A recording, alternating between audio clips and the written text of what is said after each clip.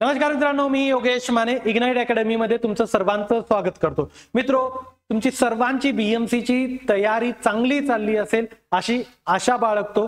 कारण बघा मित्रो, बऱ्याच वर्षानंतर म्हणजे तब्बल 6 वर्षानंतर ही बीएमसीची अपॉर्च्युनिटी आली आणि आता डिग्रीवाले ज्युनियर इंजिनियर साठी आणि सब इंजिनियर साठी या दोन्ही पदासाठी इलिजिबल आहेत. त्यामुळे तुम्हाला चांगल्या वॅकन्सीज असणार आहेत. जवळपास 207 वॅकन्सीज या तुमच्यासाठी आहेत. त्यामुळे ही संधी सोडू नका, चांगली तयारी करा.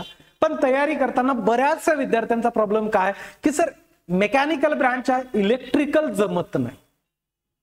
इलेक्ट्रिकल जरी जमायला लागलं ना तर लगेच विसरून जातो. मग करायचं काय? तर यासाठी मी हा व्हिडिओ बनवलेला आहे. पूर्ण व्हिडिओ बघून घ्या. तुमच्या या क्वेश्चनचं परफेक्ट सोल्युशन देण्याचा माझ्याकडून हा प्रयत्न असणार आहे. मित्रो, बघा की सध्या आपल्या अकॅडमी मार्फत न्यू इयरचा 25% ऍडिशनल डिस्काउंट म्हणजे आपल्या पहिल्या बीएमसीच्या बॅच 50%, 60% डिस्काउंटवर चालू होत्या. तर आता त्याच्या ऍडिशनल तुम्हाला 25% डिस्काउंट आपण देतोय आणि यासाठीचा कुपन कोड आहे न्यू इयर 25. सर्व कॅपिटल आहे, कंटिन्युअस आहे. न्यू इयर 25 कधीपर्यंत व्हॅलिड आहे तर 2 जानेवारी 2025 पर्यंत. ऍडव्हान्स मध्ये तुम्हाला सर्वांना हॅपी न्यू इयर. बघा, एक कॉम्बो बॅच आहे आपली ज्याच्यात mechanical, electrical, electronic, GS, GK, reasoning हे सर्व काही आपण दिलेलं आहे. टेस्ट सिरीज सुद्धा इन्क्लूड केली. तुम्हाला पीडीएफ नोट सुद्धा तिथं अवेलेबल करून देण्यात येत आहेत आणि व्यवस्थितपणे प्रॉपर आपली ती बॅच चालू आहे. ती बॅच आता पहिले तर 10,000ला होती. 60% डिस्काउंट देऊन आपण ती 3,999 प्लस जीएसटी ला केली होती आणि आता याच्यावर सुद्धा ऍडिशनल 25%चा डिस्काउंट आपला चालू आहे. त्यासाठीचं कुपन कोड आहे न्यू इयर 25.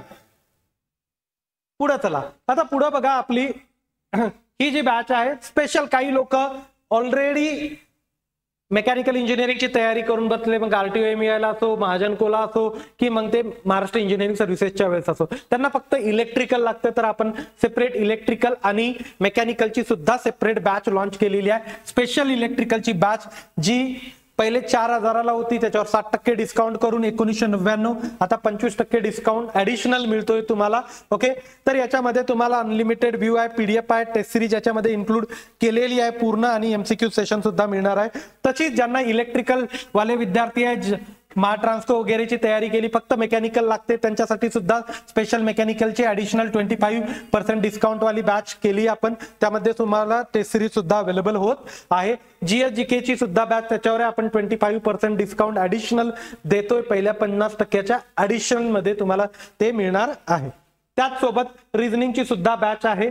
ओके, रिझनिंगच्या बॅचवर पहिले आपण 50% डिस्काउंट देऊन ती 999 प्लस जीएसटी मध्ये देत होतो. आता पुन्हा त्याच्यावर आपण 25% डिस्काउंट देतोय. या सर्वांचं जे कुपन कोड आहे न्यू इयर हा असणार आहे.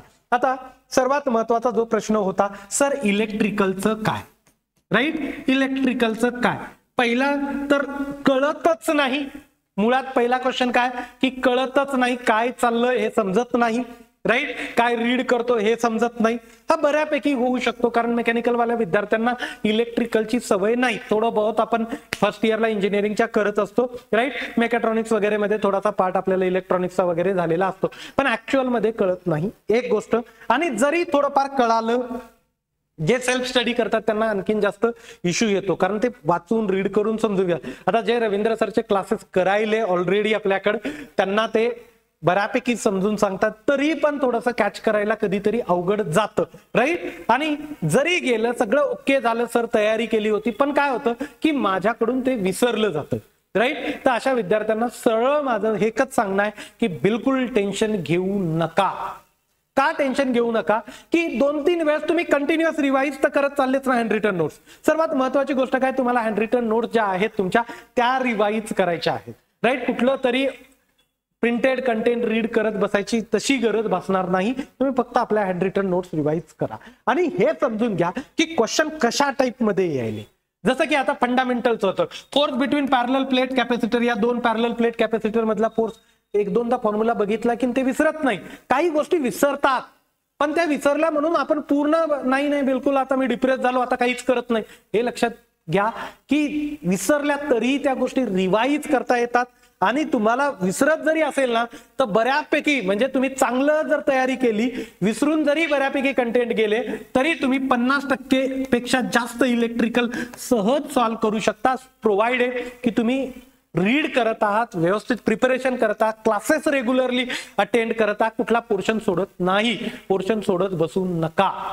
राईट. तुम्ही म्हणाल मग सर एवढं सगळं पोर्शनचं एवढं व्हिडिओज वगैरे थोडंसं पॉसिबल होत नाही सर्व बघणं, स्पीड वाढून बघा. मेकॅनिकलच्या तर मी तुम्हाला डायरेक्ट हँड रिटन नोट देतो आणि जे वर्गात इलेक्ट्रिकलचं पाठक सर इलेक्ट्रॉनिक्सचं आणि रवींद्र सर इलेक्ट्रिकलचं शिकवतात त्याचं सुद्धा पीडीएफ नोट्स आपल्या कोर्समध्ये अपलोड होत आहेत, त्यामुळे त्याचंही टेन्शन घ्यायची गरज नाही. पुन्हा बघा maximum demand to connected road, load फॅक्टरची definition, which of the following is active power. Right. या गोष्टी तुम्ही प्रॅक्टिस केली ना, एमसीक्यू सॉल्व्ह केले तर या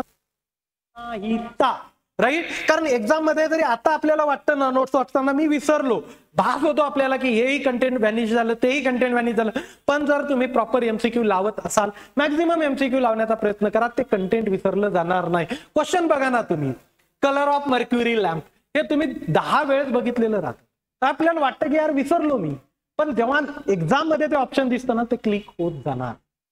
फक्त लक्षात ठेवायचं की तुम्हाला ती कमीत कमी 4 ते 5 वेळेस तुम्हाला तुमच्या हँड रिटन नोट्स रिवाइज करायच्या, कमीत कमी 4 ते 5 वेळेस. Which of the material use in incandescent bulb, कुठलं मटेरियल यूज होतं, सिंपलचा क्वेश्चन आहे. राईट. खूप कन्सेप्ट मध्ये डेप्थ मध्ये जायची गरज नाही, समजणं झालं ना ठीक आहे ना, जेवढं समजलं तेवढं करत जा. राईट. शिकवताना सर सांगत होता हा क्वेश्चन विचारलेला आहे एसएससी ला, हा क्वेश्चन इकडे विचारला तिकडे विचारला, मी शिकवताना सांगतो ना तुम्हाला. राईट.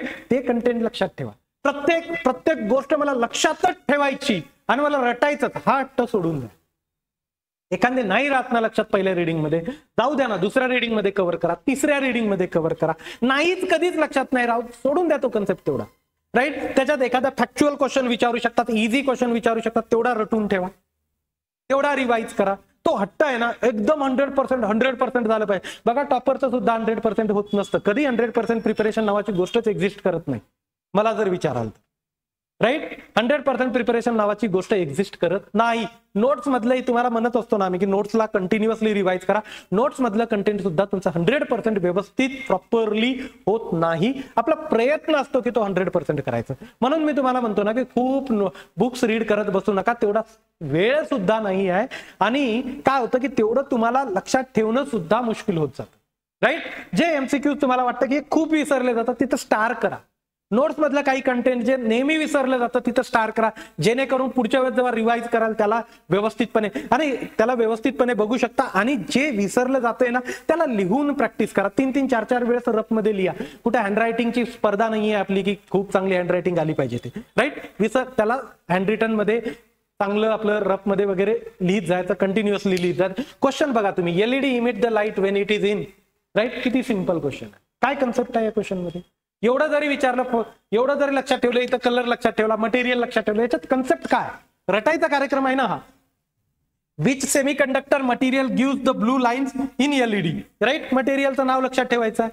डायरेक्ट क्वेश्चन आहे, तुम्ही हा क्वेश्चन जशाला तसा कुठेतरी आलेलाच क्वेश्चन आहे जो तुमच्या बीएमसी मध्ये सुद्धा विचारलेला आहे. Okay. CFL stand for. Right. सीएफएलचा लॉंग फॉर्म विचारला.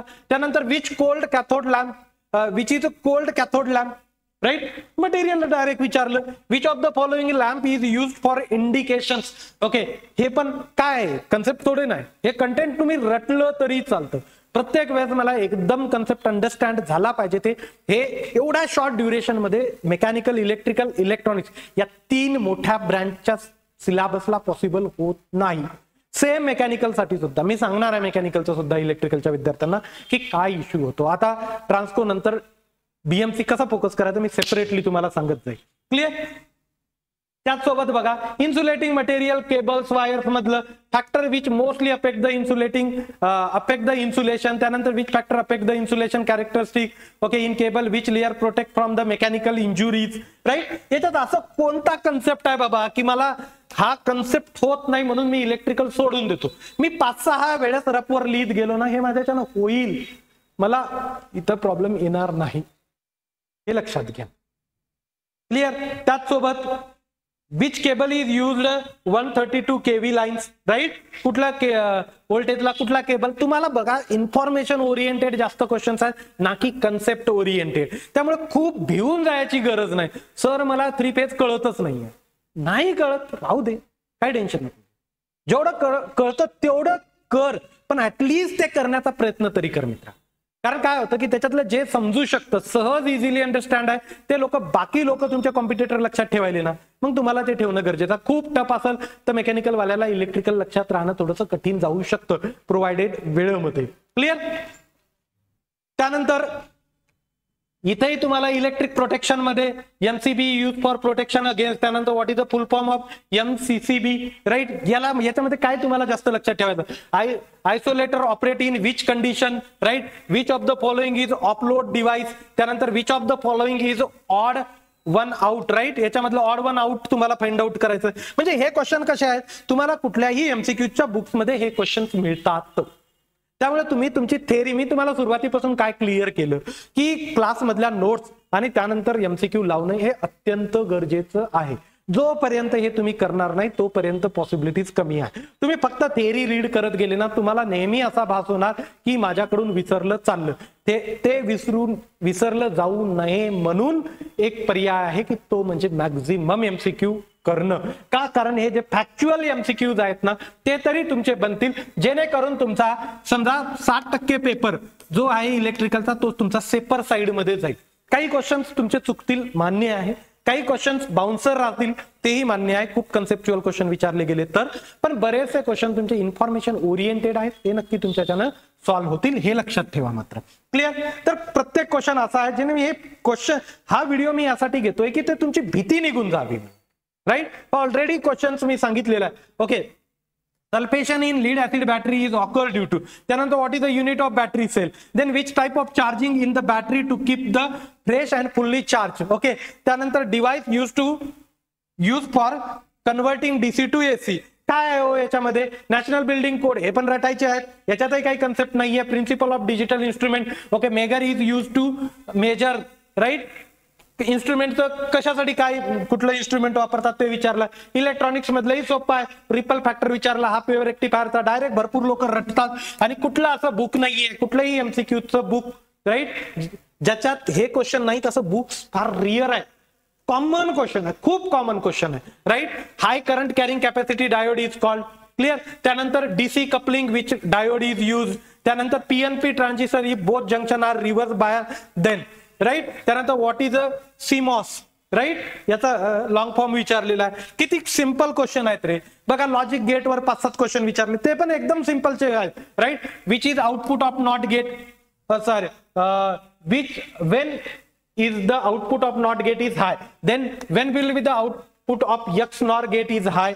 त्यानंतर when it is output of NOR gate is high. किती बेसिकचे प्रश्न आहेत जे तुम्ही जसं पुढे जाल एमसीक्यू सॉल्व्ह करत जाल तुम्हाला कळेल. त्यानंतर TV uses which type of data transmission, simple duplex, right? यांचे एक्झाम्पल डायरेक्ट 5-6 जे पॉप्युलर एक्झाम्पल आहे त्यामधलं एक एक्झाम्पल आलं. Which uses, sorry, telephone uses which type of data transmission, full duplex, right? Simple. त्यानंतर हा स्काडा स्टँड फॉर, त्याचा long form विचारला. Scan time for PLC. किती सिंपल क्वेश्चन्स आहेत जे की कुठल्याही याच्यामध्ये, कुठल्याही बुकमध्ये हे क्वेश्चन्स तुम्हाला मिळतील, कुठल्याही बुक उचला. क्लिअर? त्यामुळे तुम्हाला एक लक्षात ठेवायचं की बिलकुल भीती बाळगू नका. मेकॅनिकल वाल्यांनी ते डोक्यातून काढून टाका. सरळ वन साइडेड आपल्या ज्या कोर्समध्ये फ्रेश लाईव्ह लेक्चर्स म्हणून आहेत, रेकॉर्डेड लेक्चर आहेत, बरेच जण ते लेक्चर बघतात, त्याच्यामध्ये खूप क्वेश्चन व्हिडिओ दिसतात, राईट? आणि नाही यार एवढं होणार नाही म्हणून सोडून देतात. तर तसं करू नका. फ्रेश लाईव्ह म्हणून जे आहेत याच्यामध्ये पूर्ण कोर्स आहे, पूर्ण कोर्स जो तुम्हाला करायचा आहे, राईट? बाकी रेकॉर्डेड सोडून द्या, या रेकॉर्डेडला हात लावायची गरज नाही. फ्रेश लाईव्ह मध्ये बऱ्यापैकी लाईव्ह मध्ये पोर्शन मी कव्हर करतोय. इलेक्ट्रिकलचा, इलेक्ट्रॉनिक्सचा, पुन्हा रिझनिंगचा, जीएसजीकेचा, हे बऱ्यापैकी फ्रेश लाईव्ह मध्ये तुमचं होणार आहे. क्लिअर? त्यामुळे तुम्हाला जेवढं कमी वेळात करून देता येईल तेवढा पूर्ण प्रयत्न चालू आहे. ओके, तो कोर्स ऍज इट इज तुम्हाला व्यवस्थितपणे करायचा आहे. कसा करायचा ते पण मी तुम्हाला टाइम टू टाइम त्या कोर्समध्ये सांगत असतो. तर मी इथं थांबतो. Thank you so much guys for listening. Thank you so much.